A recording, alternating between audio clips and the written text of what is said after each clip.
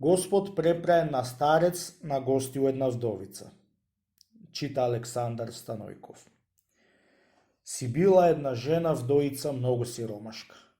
Си имала само едно дете машко од 7-8 години. За да се рани таа и детето и да крепи куќата, како сите домаќинки, немало друго чаре отколку да работи сирота туѓа работа и да се рани таа со се детето незино.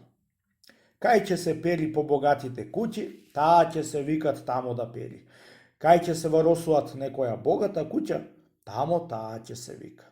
Кај ќе се мие некој чардак, тамо таа ќе се викат да миет.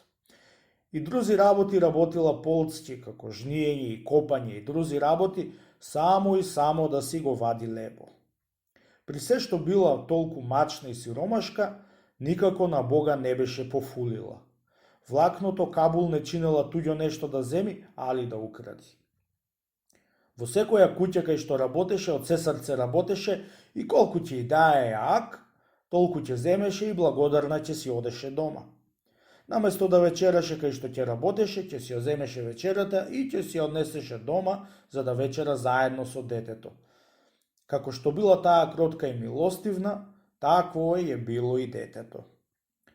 Во тоа време шетал Господ сполајму по земјата, препраен на старец, и одел по куќите како питач за да ја обидува кој какво срце имат.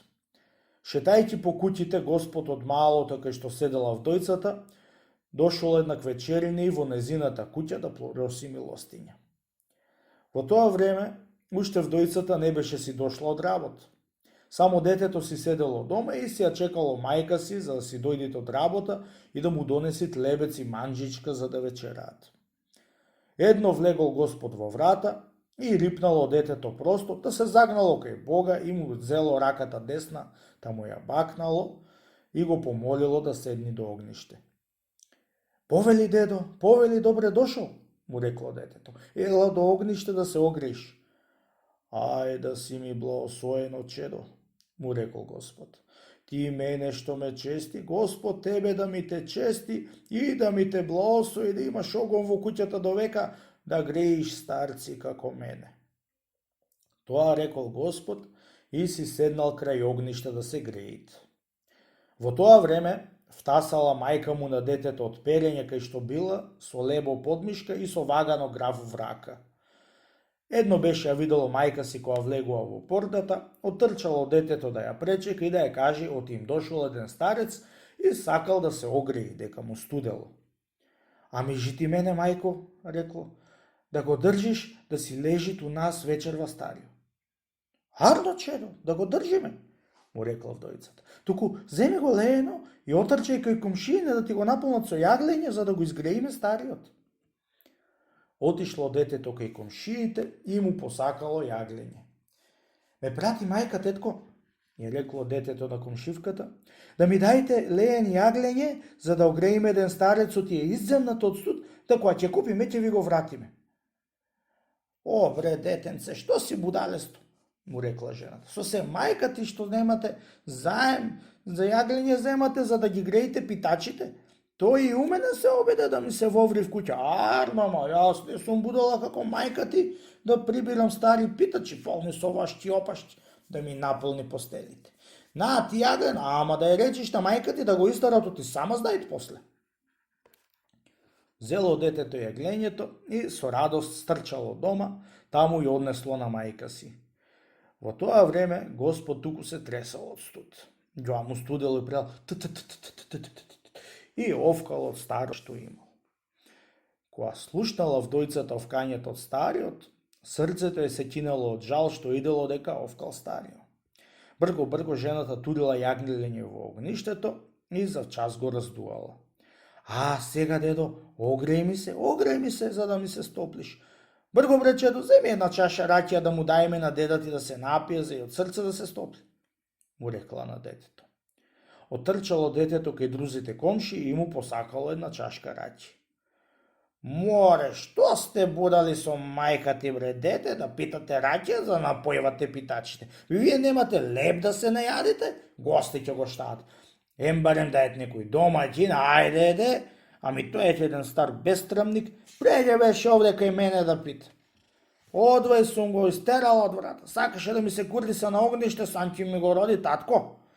На ти сега раќе и кажи на мајка ти овие збори што ти велам и сама нека се испие чашата раќе ти е туморна, да нека не гледат питачите што одат во 300 куќи. Зеде детето раќијата и отрча дома, та му ја дал на Господ. Повели дедо една раќија да се напиеш, што ти си студен, му рекло детето, да после да си вечераме. Не, момче, не ми давај ти мене раќија. Оти јас сум прошетал 300 куќи и како да е, во некоја сум пил, му рекол старио. Дедо, како би дуа тоа? Јас да пијам раќија? Му рекла жената. Ами ти си стар човек, изботен, цел ден си одил и си се измачил и вечерва си ни дошол у нас гостин, да од тоа треба да се напиеш ти и после да вечераме.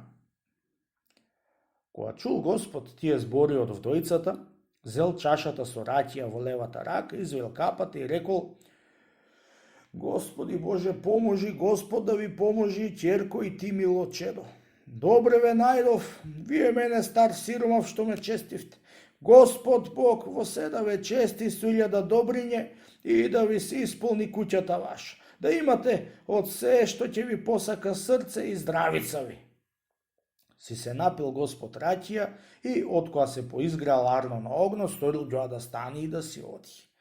Ајде, Боже поможи со опара, ајде да се оди, веќе негде да се бара спиење, сестро, од се стемни. Не знам дали ќе ме приберат, мури сестро, комшијеве ваши да преноќа.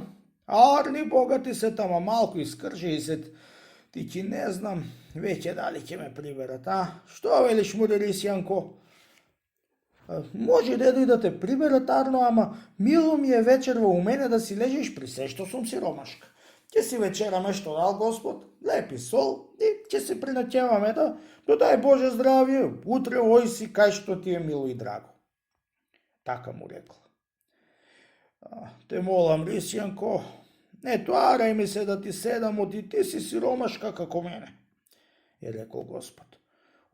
Старче утапче, ако сум си сиромашка, Господ ми е богат, му рекла вдојцата. Мило ми е да ми седиш и не е чаре да те пушта. Уште не беше досвршила таа збороите со молби и со солзи на очите и детето ватило да го моли Бога и да му седи на гости. Жити Господ, дедо, неој си, седни ни вечерова на гости за да ни се зарадува и нашата куќа. Оти одамна у наш не даш од никој гостин како што му идат на комшијата. Лели, вие толку ќеот да ви седам, ќе ви седам и толку, нека ви се стори ќеот, му рекол Господ и си седнал крај огон. Арно го запре сирота вдојца Бога да му седи на гости, ама немала сопрво леп. Сио леп бил по лојна и еден ваган грав што си го донесла од кај што перала дент. Јас не ќе јадам леп вечерва, си рекла сама со себе. Јас ќе го навечерам овој стар човек што ми дошол вечерва у мене и ме дексал да седи и гостин да ми бидет. Зела ѓумчето од крај огон, зела леенот и крпата, му и дала на детето да му потури вода на Бога да си измиет раце. Откоја си измил раце Господ и си избришал со крпата, го благословил Господ детето дека му потурило. Ајде си ми живо чедо, ти мене ми потури вода, Господ тебе, да ми те сподоби да се сториш царев зет и царска ќерка да ти полеи вода и да ти ставува трпеза позлаќена. Му рекол на детето Господ и со тоа нешто го благословил детето за да биде царев зет и да има царско богатство. На тие зборови што и веле Господ, му одговарале вдојцата и детето со амин и со голема радост и милост му се пулеа право во очите од Бога. Ставила вдојцата софрата, клала лебу и вагану со гравна софра и му рекла на Бога: Де повели дедо, добре ми дошол, дај благослов, чини крст да си вечераме што дал Господ, лепи сол. Зел Господ лебо в раце и се прекрстил, та почнал да благошава. Добри ми те најдов, Рисјанко, Боже поможи, Господ да ни поможи и да ви благослови вашата трпеза, да има од сите убајање, да ви се преполнуват и претурат, за да имате да давате по сиромаси како мене старци да јадат и да пијат и Бог да прости да речат. До сега сиромаси сте биле, од сега богати да бидете, да имате дури од пиле млеко, ала версин така да бидете ќерко. Твои збори, дедо Божи уш, му рекла вдовицата. Како му е мило на Бога, така нека не дарува. Само му се молам на Бога, здравие да ни даде и живот, да богатство колку што му е мило, толку нека ни дават. Раскршил Господ лебо на софрата пред секого и си вечерале. Сите тројца вечерале од лебот што беше и пак ја кренале софрата полна и рамна со леп и сол ја кренала и се зачудила вдовицата. Седоа што седоа и дошло време за спиење. Зела вдовицата својата постела и му ја послала на Бога да си лежи тој и го покрила со својата черга. Го увила од секаде убаво и си ошла во другата одаја со детето да си спиет. Си слекла сакото и се покрила со синаета си спала. Утрото станала порано со ниет да го поразговорит старицот и да го испратит. Отишла вдовицата в куќа и кога гледат во постелата го немало стариот. Отрчала кај вратата да види дали отворена, кога видела вратата затворена. Побарала низ куќи да не е стариот негде скриен, арно, ама нигде не го нашла. Станала и детето и тоа со голема радост отишло кај постелата од деда за да го видит. Мори, камо го деда, мајко? Ја прашало детето мајка си. Дедо ти си ошол, синче, му рекла мајка му, уште од ноќ. И од тој ден веќе ватило да ја напредуваат куќата од вдовицата во големо богатство, а детето во големо учение да станало прво. И од што било умно и разумно, царо го сторил зет за ќерка и по смртта од царот тоа се воцарило за цар. Комшиите беа се осиромашиле, за една корка леб астрет беа дошле.